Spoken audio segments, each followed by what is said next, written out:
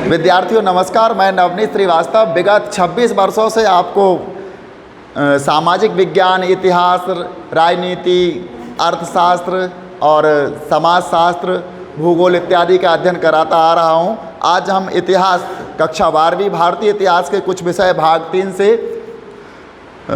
महात्मा गांधी और राष्ट्रीय आंदोलन, सविनय अवज्ञा और उससे आगे अध्याय 11 इसमें का जो भाग है आज इसमें 2.2 जन नेता।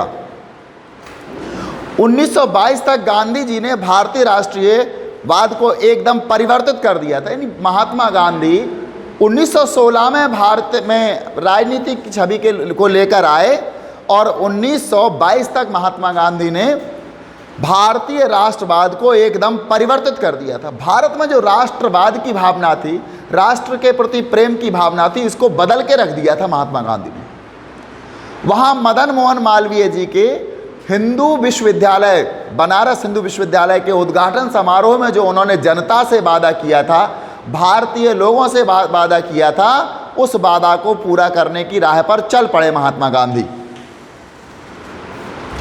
इस प्रकार फरवरी 1916 में बनारस हिंदू विश्वविद्यालय में अपने भाषण में किए गए वायदे को उन्होंने पूरा किया। क्या वायदा किया था उन्होंने? गरीबों और मजदूरों के लिए काम करने का जो वायदा किया था, उन्होंने मंच पर जो कहा था कि आप लोगों ने सब कुछ किया है, लेकिन किसी ने गरीबों और मजदूरों पर कोई बात नहीं की। इस मंच पर हमें जो दिखाई दे रहे हैं उनमें कोई भी गरीब और मजदूर नहीं है। जब उन्होंने इस बात को की तो 1916 का मैं बनारस हिंदू विश्वविद्यालय में अपने भाषण में किए गए वायदे को उन्होंने पूरा किया। अब वह व्यवसायियों एवं बुद्धिजीवियों का ही आंदोलन नहीं रह गया था। मतलब महात्मा गांधी जो राष्ट्रवाद का आंदोलन चला रहे थे, ये व्यवसायिकों यानी जो बिजनेस करने वाले लोग थे उनका और बुद्धिजीवियों का ही आंदोलन नहीं रह गया। अब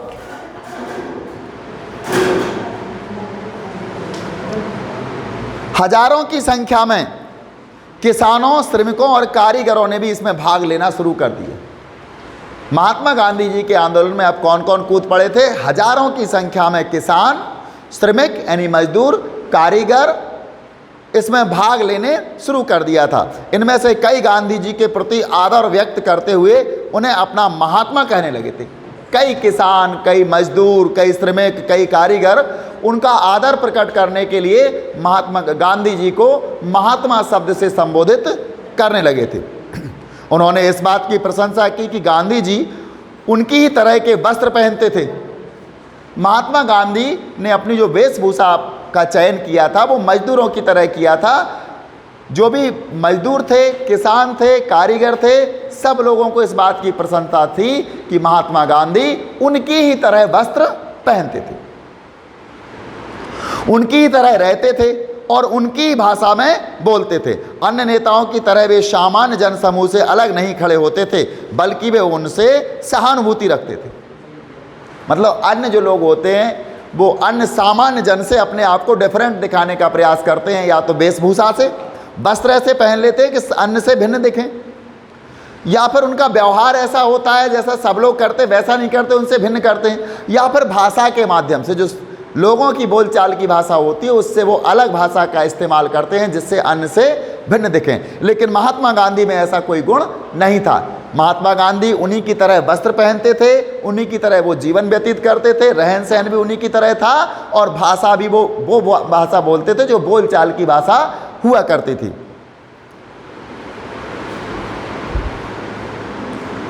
तो महात्मा गांधी उन सबसे घनिष्ठ संबंध भी स्थापित कर लेते थे। सामान्य जन के साथ इस तरह की पहचान उनके वस्त्रों में विशेष रूप से परिलक्षित होती थी। महात्मा गांधी के जो वस्त्र थे उनमें सामान्य जन की पहचान दिखाई देती थी। जहां अन्य राष्ट्रवादी नेता पश्चिमी शैली के सूट अथवा भारतीय बंगला जैसे औपचारिक वस्त्र पहनते थे, बंद गला वाले, भारतीय बंद गला वाले वस्त्र पहनते थे। मतलब भारत के अन्य नेता या तो सूट पहनते थे या बंद गले वाले वस्त्र पहनते थे, जबकि महात्मा गांधी उन्हीं लोगों के बीच एक साधारण धोती में जाते थे। इस बीच प्रत्येक दिन का कुछ हिस्सा वे चरखा चलाने में बिताते थे। महात्मा गांधी ना तो सूट बूट पहनते थे, ना महात्मा गांधी बंद गले वाले वस्त्र पहनते थे, वो तो एक धोती पहनते थे और उन्हीं के बीच जाते थे और कुछ घंटे वो प्रतिदिन चरखा भी चलाते थे।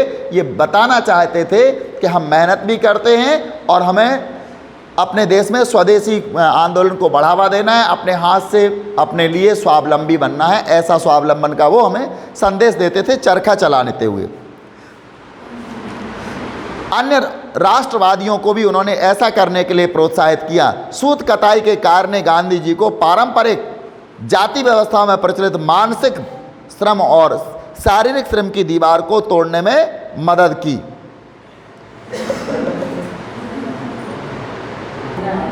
इतिहासकार शाहिद अमीन ने एक मंत्रमुग्ध कर देने वाले अपने अध्ययन में, यानी एक इतिहासकार थे शाहिद अमीन, इन्होंने लोगों को मंत्रमुग्ध कर देने वाले अपने अध्ययन में स्थानीय प्रेस द्वारा ज्ञात रिपोर्ट और अफवाहों के जरिए पूर्वी उत्तर प्रदेश के किसानों के मन में महात्मा गांधी जी को, यानी महात्मा गांधी जी की जो कल्पना की थी उसे ढूंढ निकालने की कोशिश की है।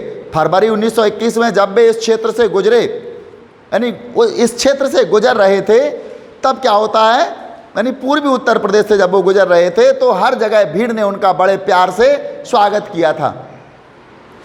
उनके भाषणों के दौरान, यानी महात्मा गांधी जब भाषण देते थे तो उस दौरान कैसा माहौल होता था, इस पर गोरखपुर के एक हिंदी समाचार पत्र ने यह रिपोर्ट लिखी। यहाँ हम देखेंगे गोरखपुर के एक समाचार पत्र की रिपोर्ट महात्मा गांधी के बारे में। भटनी में गांधी जी ने स्थानीय जनता को संबोधित किया था। भटनी एक पूर्वी उत्तर प्रदेश का जगह है और वहाँ से महात्मा गांधी जब गुजरे तो भटनी में गांधी जी ने स्थानीय जनता को संबोधित किया और इसके बाद ट्रेन गोरखपुर के लिए रवाना हो गई। नूनखार, देवरिया, गौरी बाजार, चौरी चौरा और कुसमही स्टेशनों पर 15 से 20 हज़ार से कम लोग नहीं थे।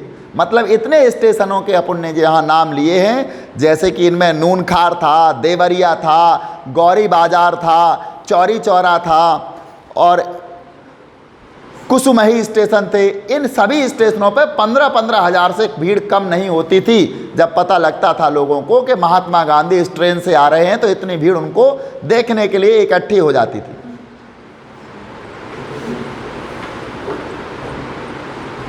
महात्मा जी कुसुमही के दृश्य को देखकर बहुत प्रसन्न हुए। जब कुसुमही पहुंचे महात्मा गांधी तो उस दृश्य को देखकर बहुत प्रसन्न हुए, क्योंकि जंगल के बीच स्थित होने के बावजूद उस स्टेशन पर 10 हज़ार से कम लोग नहीं थे। मतलब कुसुमही जंगल में एक स्टेशन था, उस स्टेशन पर भी उन्हें 10 हज़ार से कम लोग नहीं दिखे, तो वो इस बात को देख करके बड़े प्रसन्न हुए।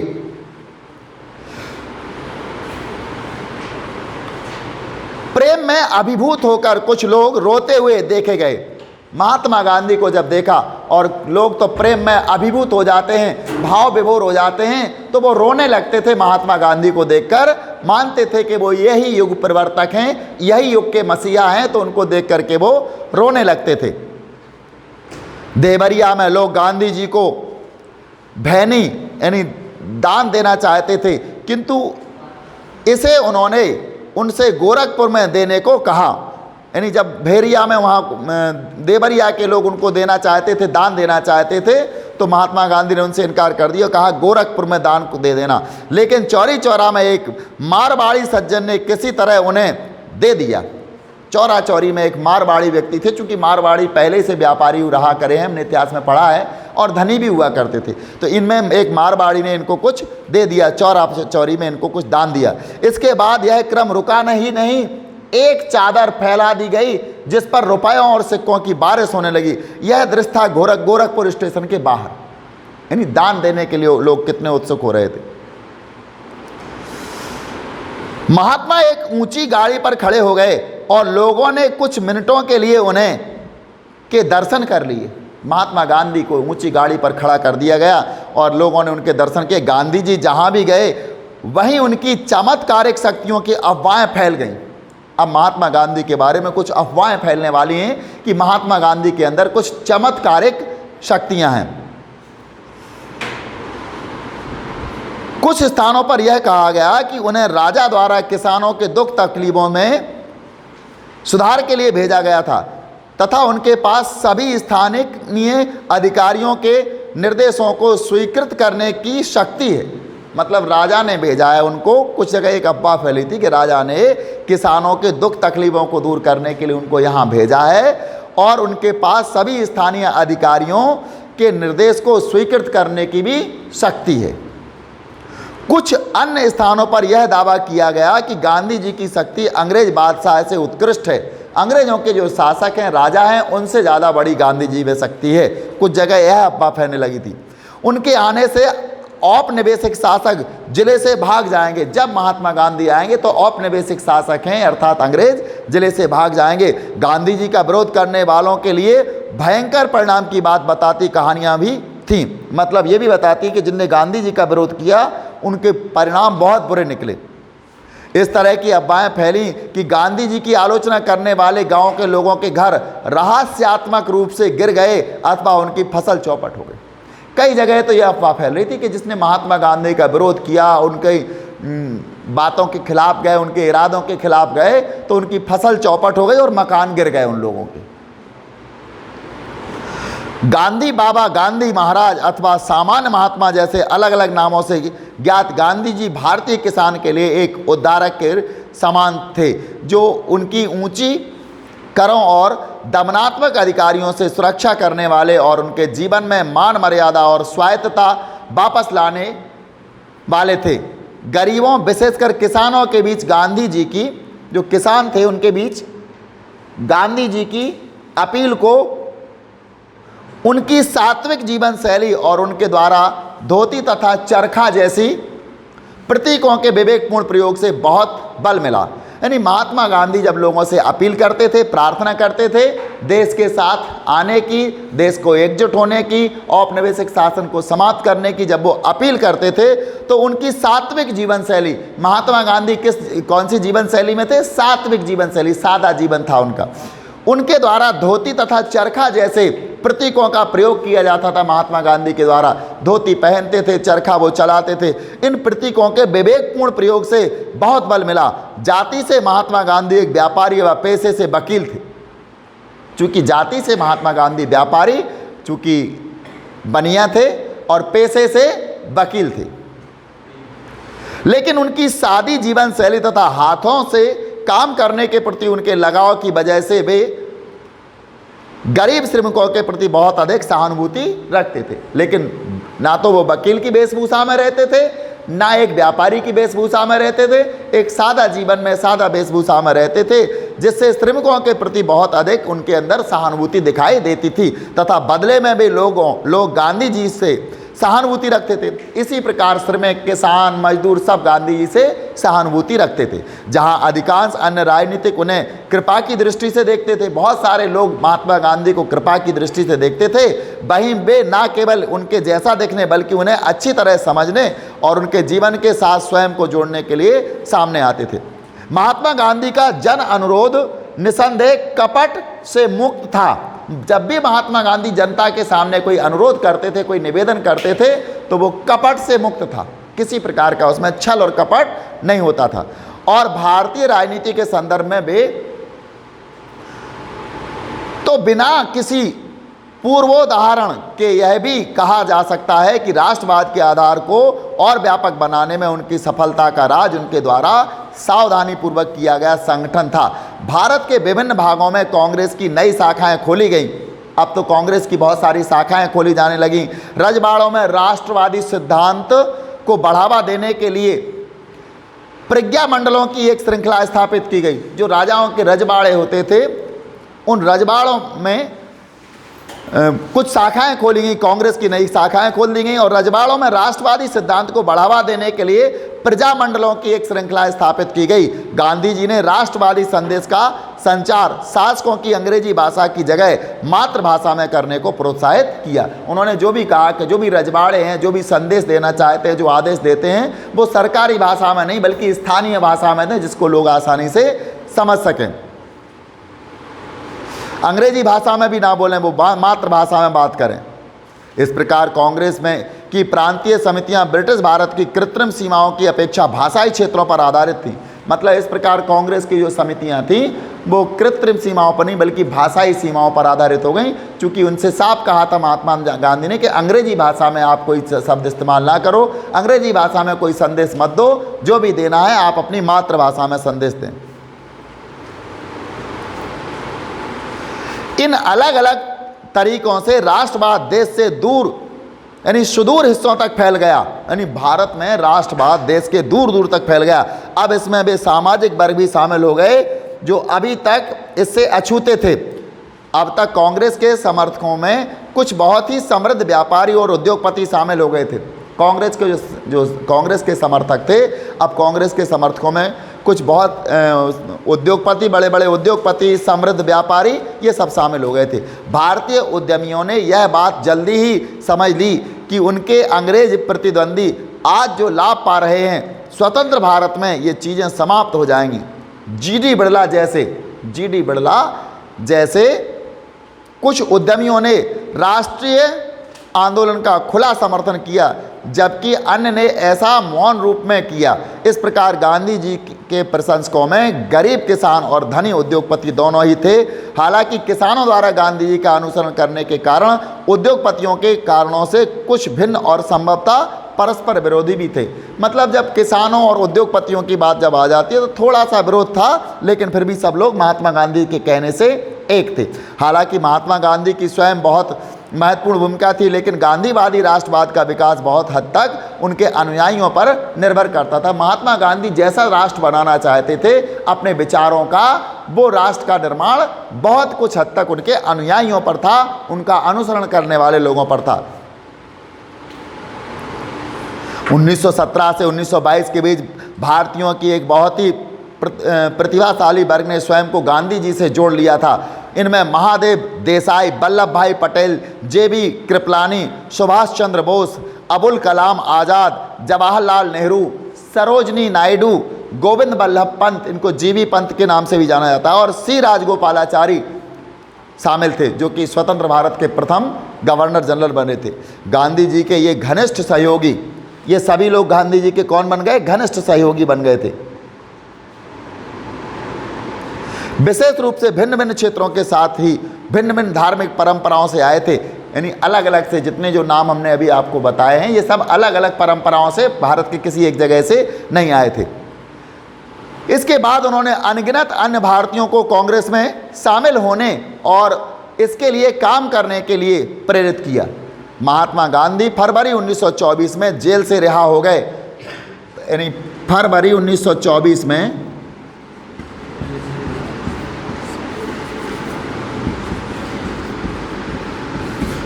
जेल से रिहा हो गए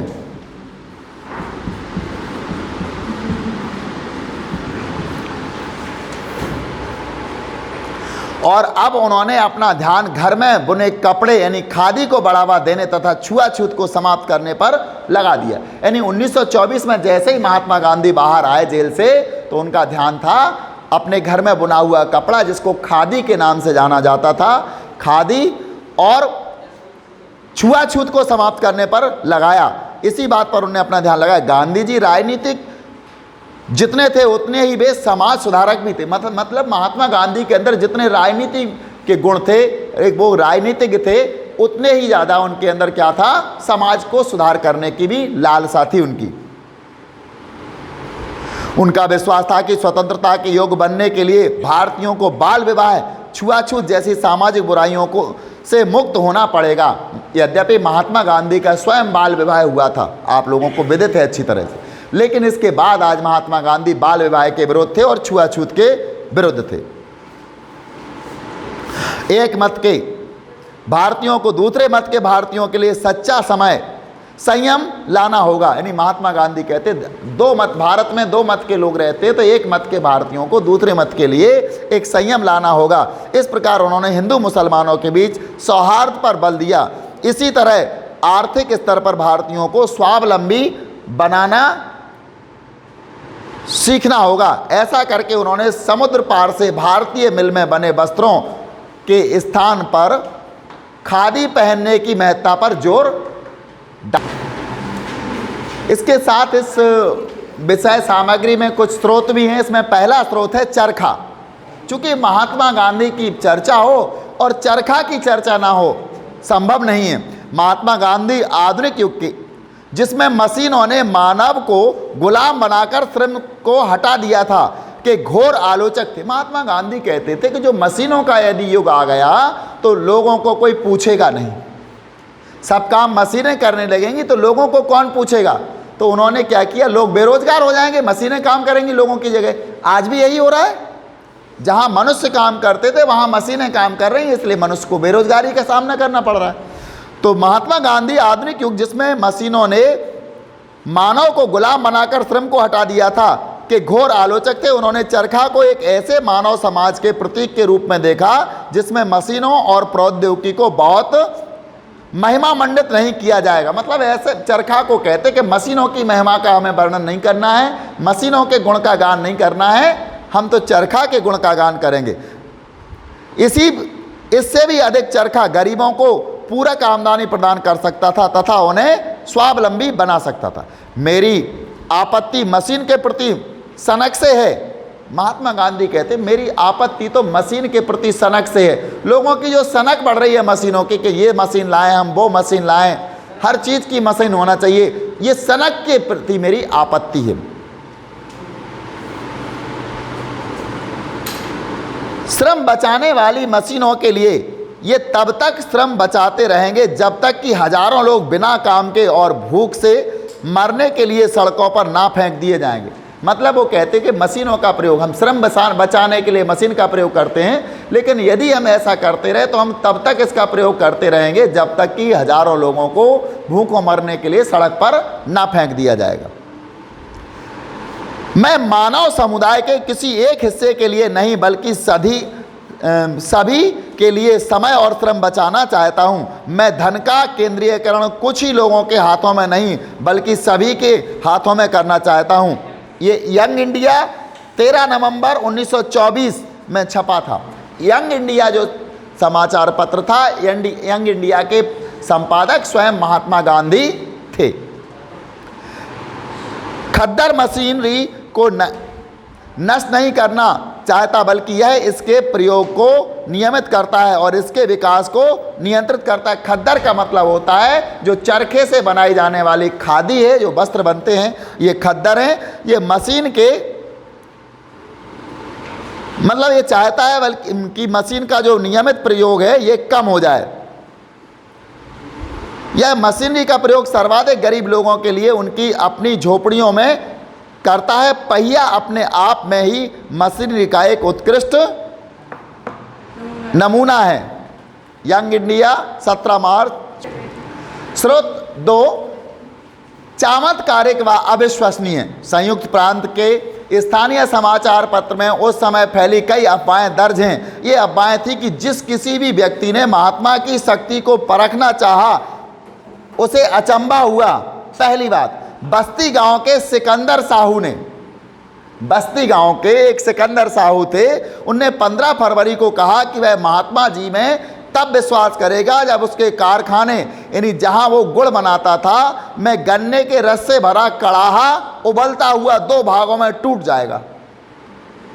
मतलब बस्ती गांव के सिकंदर साहू ने कहा था कि मैं महात्मा गांधी पर विश्वास जब करूंगा, जब यानी 15 फरवरी को उन्होंने कहा था कि हमारा जहां हम गुड़ बनाते हैं, गुड़ का जो को गर्म करने के लिए जो कड़ाहा है वो यदि 2 भागों में टूट जाएगा तो मैं महात्मा गांधी पर विश्वास करना प्रारंभ कर दूंगा।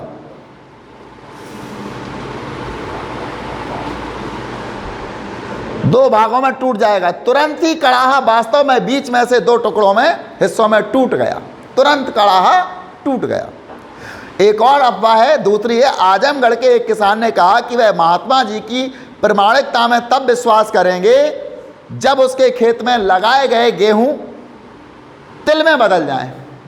मतलब मैंने गेहूं बोए हैं और वो तिल बन जाए तो महात्मा गांधी पर मैं विश्वास करूंगा। अगले दिन उस खेत का सारा गेहूं तिल बन गया। ये अफवाहें थी उनके बारे में।